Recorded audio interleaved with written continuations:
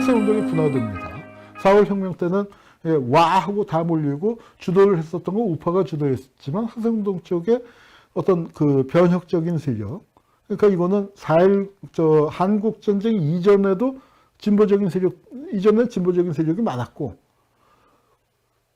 남로당이 불법화되고 뭐 그런 과정들 국가본법 만들어지고 더군다나 전쟁이 터지면서 이제 이런 세력들이 완전히 거의 지리멸렬 상태가 됐지만 그 중에 아주 일부가 남아 있었죠. 남아 있었던 세력이 50년대에 서울대 내에 신진회라는 서클을 중심으로 해서 일부 만들어지기 시작을 합니다. 그건 나중에 통역당 얘기를 할 때 한번 좀 자세히 말씀드릴 기회가 있겠습니다만, 그렇게 되면서 이제 통일운동이 벌어지는데, 그때 가장 상징적인 게 그 구호가 이 땅이 네 땅인데 오도 가도 못하느냐, 가자 북으로 오라나무로 만나자 판문점에서. 그 구호에 따라서 이제 이거 일반 시민들도 또 진보 혁신계도 참여해서 이제 그 구호를 외치는 이런 분위기가 만들어지는데, 이 분위기가 이제 지금 통일 문제에 대해서 뭐 뜨뜻미지근한 분위기하고는 전혀 다른 시절이었습니다. 이때 대학생들 중에 통일을 외치잖아요. 좀 보수적인 입장이었다 하더라도 이때 대학생 중에 10살 때 아버지 따라서 피난 내려온 전쟁통에 피난 내려온 아이들이 20살 돼서 대학생 갔을 때 아니에요. 10살 때 엄마하고 헤어졌어. 엄마하고 헤어질 때 뭐라고 헤어졌습니까? 엄마가 달래서 아파트 안에서 먼저 가라고. 엄마는 세 밤 자고 갈게, 5밤 자고 내려갈 테니까 먼저 가 있어. 엄마 그럼 빨리 와. 그러고 헤어졌단 말이야. 그러고 10년 세월이 훅 지나가 버린 거예요. 전쟁 치르고 이렇게 하다가. 그 아이가 20살이 돼서 통일을 외치는 겁니다. 여기 가자 북으로 오라나무로가 지금 만나자 판문점에서가 지금 들을 땐 비유법이겠죠. 근데 그건 그때는 진짜 가자는 얘기고 진짜 오라는 얘기예요. 껍데기만 저렇게 다 큰 어른이지 그 구호를 외치는 거 10살짜리 꼬마가 막 하면서 외치는 거니까 얼마나 절절해요, 통일 문제가. 그 통일 문제의 폭발력은 지금 그 1세대 다 죽고 난 다음에 지금 2세, 3세가 돼서 통일이 나랑 무슨 상관이야, 뭐 이러고 있는 때의 분위기가 아니었단 말이에요. 정말 살벌한 거죠. 정말 살벌한 분위기인데. 자, 그래서 이제 이게 서울대에서 민족통일연맹, 서울대 민통연이라는 게 결성이 됩니다. 11월 18일 날. 그러니까 4.19에서 국회가 이제 그러니까 4.19가 나고 한 7개월 지난 다음이죠. 7개월쯤 지난 다음에, 그러니까 학내에서 이제 이런 방향 저런 방향 논의가 있고 뭐 수습하자 뭐 하자 하고 학생운동 세력도 일단 학원으로 돌아왔지만 돌아가는 상황을 보니까 이게 가만히 있을 상황은 아니고, 그리고 이제는 민주가 해결됐으니까 통일 문제도 나가지 않겠냐. 우리나라에서 역사 보면 그래요. 독재 세력에 의해서 통일 논의가 차단돼 있다가 그 독재가 거치고 나니까 통일의 지평이 보이는 거죠.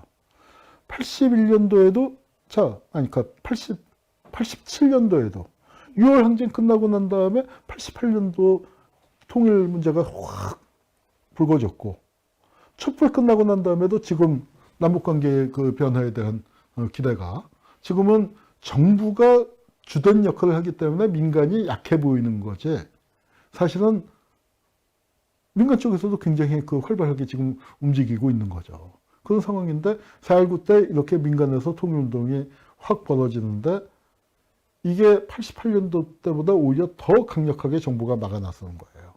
정부한테는 긴장인데 신문에 이렇게 크게 사진이 실립니다. 이렇게 이제 서울대 통일연맹이라고 해서 정계 여백이에요.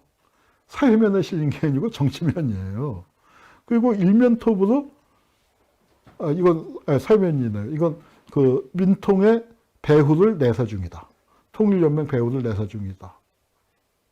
이게 이제 정부에서 하고, 아예 정부가 대책회의를 열어요. 각의에서 민족 통일 문제를 논의해서 이게 일면톱으로. 그래서 정부가 강경책을 수립하기로. 야간 각의를 소집해서. 이 학생이 뭐 서클 비슷하게 학내 단체를 만들었더니 정부가 야간 각의를 소집할 정도로 통일 문제의 폭발력은 큰 겁니다. 그래서 학생들이 이렇게 학내에서 토론회를 열었는데 학생들이 많이 왔죠. 학생들만 많이 온 게 아니라 여기 나와서 발언을 한 사람들이 학생들도 있지만 전 국무총리에 뭐 해갖고 등등해서 굉장히 화려한 멤버들이 와서 그러니까 학생들이 부르니까 또 다 온 거죠. 그만큼 학생들이 교섭력도 있었고 그 대학생 파워가 제일 쓸 때요. 80년도보다 훨씬 더 쓸 때죠. 전대협 때보다. 그러니까 그래서 다 불러서 이렇게 하고 이 통일 문제가 정말 정계의 가장 뜨거운 이슈가 돼버립니다. 불순 세력이 개입했다 하니까 학생들을 약간 한 발 물러선 듯하면서 통일 문제 더 연구하겠다 하고 학생들이 이렇게 치고 나가니까 학생 치고 나간 다음에 한 달 조금 더 지나서 바깥에도 민족통일협의회가 만들어지잖아요. 혁신계 재해인사들. 혁신계는 어때요? 7.19 총선에서 예상 밖의 참패를 하고서 그렇게 들어먹고 나면 더 갈라져 있잖아요.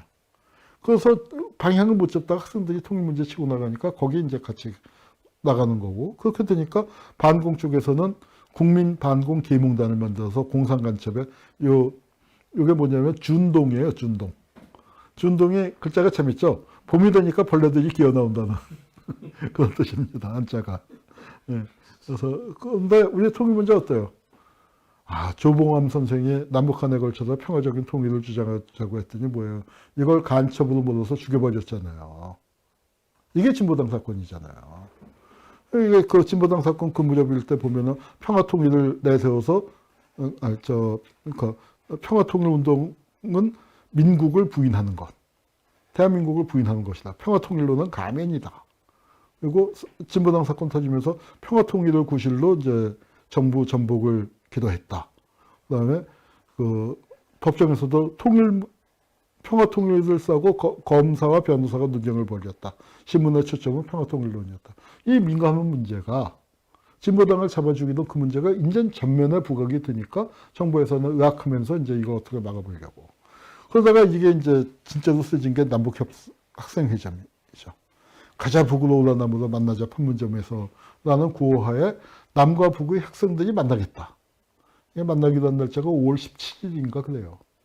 그러니까 5월 6일 딱 그 분위기를 타고. 그러니까 이게 굉장히 긴장이 들어서 야, 이게 학생들이 진짜 만나는 거야? 정부에서 막겠다고, 힘으로 막겠다고 그러고 학생들은 가겠다고 그러고 뭐 하면서 이게 그 당시에 민족일보. 이 땅인데 이 땅인데 오도 가도 못하느냐. 그 구호를 받아서 토부를 싣고. 이 민족일보가 그 당시에 동아일보보다 받아볼 수가 많았어요.